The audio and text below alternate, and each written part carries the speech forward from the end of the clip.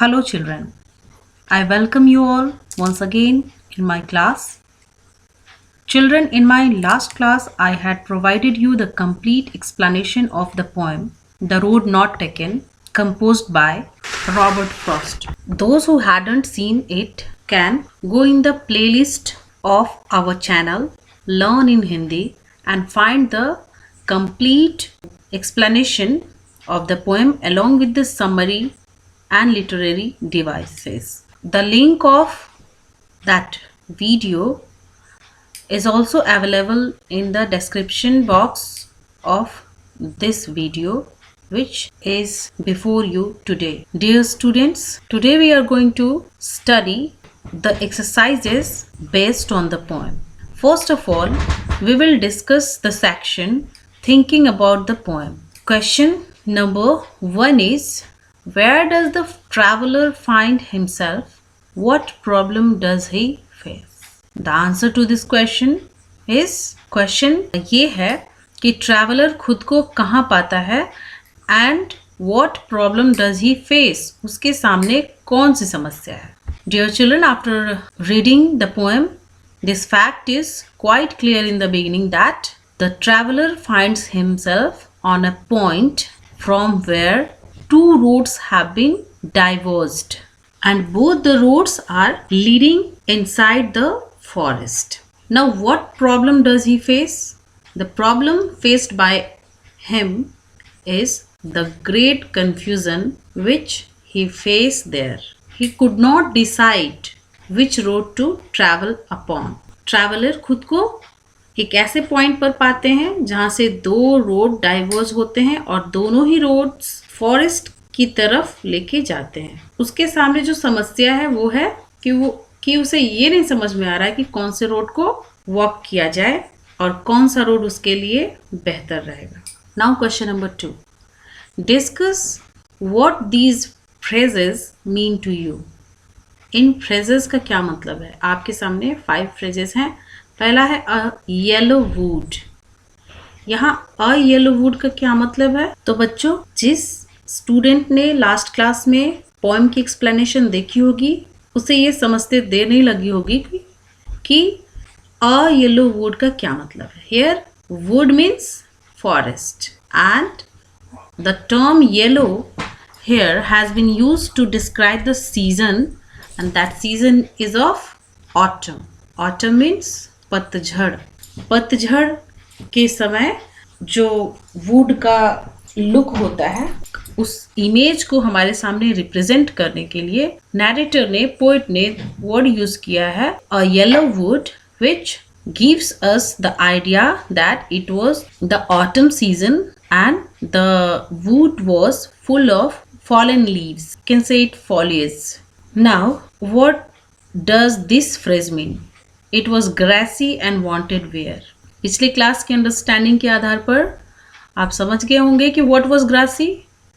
The poet wants to convey here the fact that the road was grassy. एक road का यहाँ पर description किया जा रहा है कि देखने में वो कैसा लग रहा है.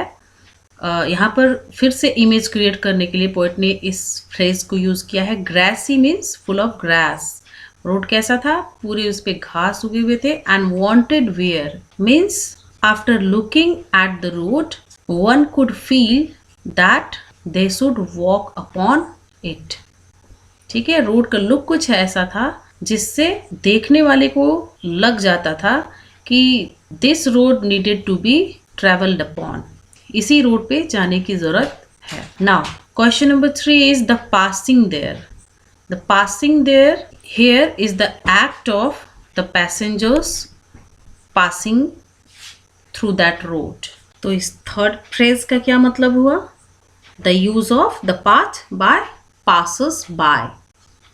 Now the fourth phrase, leaves no step had trodden black. The poet is trying to tell us that here also he is trying to create an image in our mind that that road is covered with the leaves and nobody had walked upon it because the color of the leaves have not turned into black.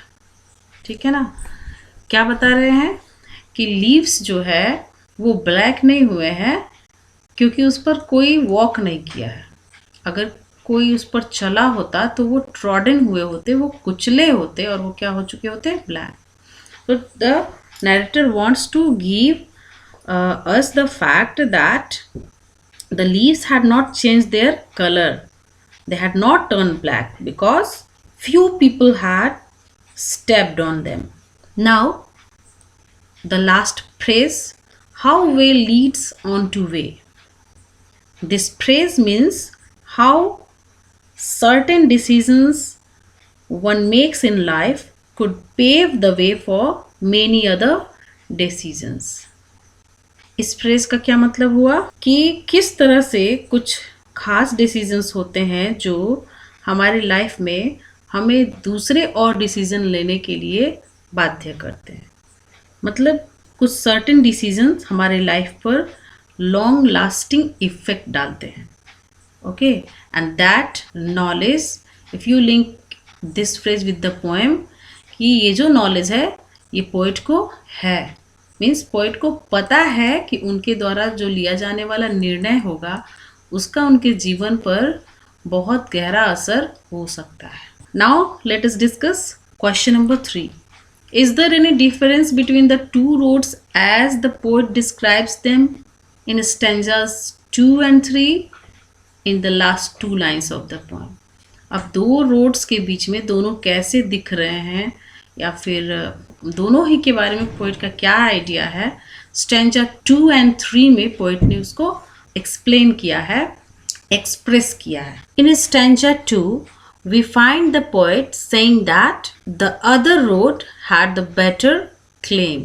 Means after looking at the road, he felt that this road has the right to be chosen to walk upon because it was covered with grass and looked as if it had not been used too much. Beside this, he tells us that both the roads had been worn about same. In stanza 3, the poet says that both the roads were equally covered with leaves and no person had stepped on. See here, stanza 2 में वो क्या कहना चाहते हैं? He says that the only difference between the two roads was that the road he took had the right to be chosen, means it had the better claim. उस दूसरे वाले road को देख करके ऐसा लगता था कि इस पर चलना चाहिए. क्यों? क्योंकि because it was grassy and it wanted wear, means ऐसा दिख रहा था कि बहुत दिनों से इस पर कोई चला नहीं है. Besides this, there is also one fact about both the roads, that is both roads had been equally worn down by passers-by traveling on them. दोनों ही रोड पर समान रूप से लोग चले हुए हैं, लोगों ने उन रूट का इस्तेमाल किया हुआ है. Now in stanza 3, the poet says that both the roads were equally covered with leaves and that no person had stepped on. तीसरे स्टैंजा में क्या दिख रहा है कि दोनों ही रोड जो है वो इक्वली हैं, कवर्ड हैं और लीव्स से कवर्ड है और दोनों ही रोड पर कोई भी नहीं चला हुआ है. ये उस दिन की बात करते होंगे जिस दिन ये कंफ्यूजन में आए हुए हैं, तो उस दिन कोई भी उन पर चला नहीं है. In this way we find out that the poet says that both the roads were equally covered with leaves and that no person had stepped on.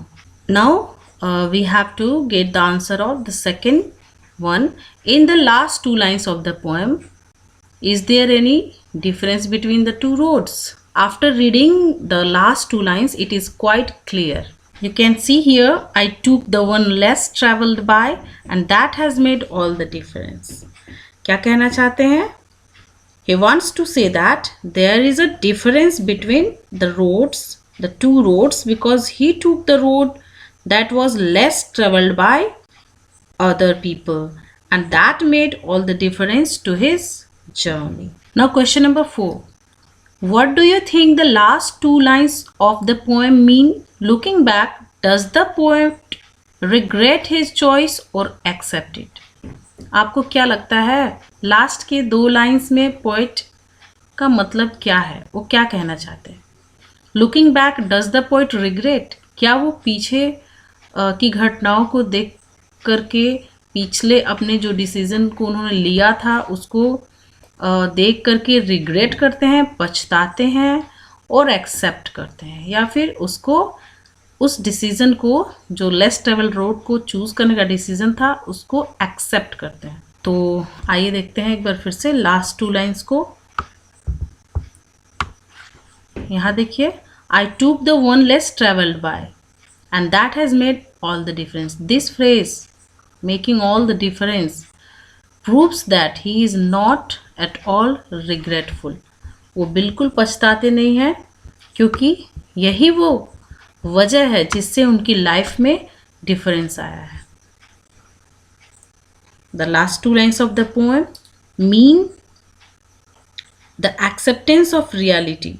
The poet made a choice and accepted the challenging path. He wanted to do something different in his life, so he chose the less traveled road.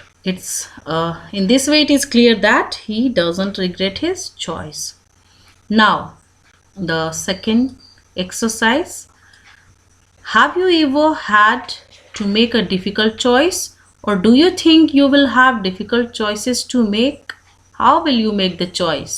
For what reasons? The question is, क्या कभी आपने कोई difficult choice की है? क्या कभी आपके सामने भी चॉइस से जुड़ी हुई ऐसी समस्या आई है, या कभी आपको डिफ़िकल्ट चॉइस को चूज़ करना पड़ा है? मीन्स टफ वाले ऑप्शन को क्या कभी आपने भी सेलेक्ट किया है? How will you make the choice? आपने किस आधार पे उस चॉइस को किया? जैसे पोएट ने डिसाइड किया इस बेस पर कि वो जो रोड है वो कम लोगों के द्वारा चला गया है, इसलिए मैं उस पर चलूं। तो आप जो चॉइस लेते हैं और डिफ़िकल्ट वाली चॉइस लेते हैं, तो किस बेस पर आप उस अपने डिसीजन को लेते हैं? For what reason? किन वजहों से लेते हैं? So dear children, you have to do it yourself. Think over this question and you yourself will find out the answer based on your personal experience. If you feel like sharing your answer, you are welcome in our comment section. The second question, after you have made a choice, do you always think about what might have been? जब भी आप कोई decision लेते हैं तो फिर क्या आप सोचते हैं कि what might have been, क्या हो सकता था?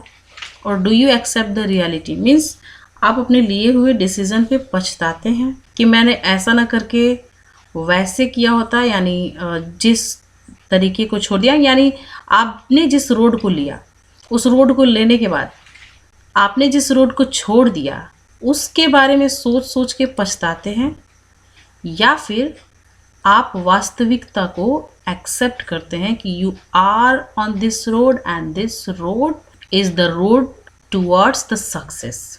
ओके, अब ये रोड नहीं, आपका किसी भी तरह का निर्णय है जिसमें आपने अगर किसी एक ऑप्शन को छोड़ा है तो क्या आप उस पर पछताते हैं, या फिर आप दूसरे जिसको आपने सेलेक्ट किया है, जिस चॉइस के साथ आप आगे बढ़ रहे हैं उसको एक्सेप्ट करते हैं. तो बच्चों, this question also will be answered on the basis of your personal experience. Therefore, once again, you are welcome in our comment section to answer this question. That's all for today. Dear students, very soon we are going to upload our next class. Keep watching.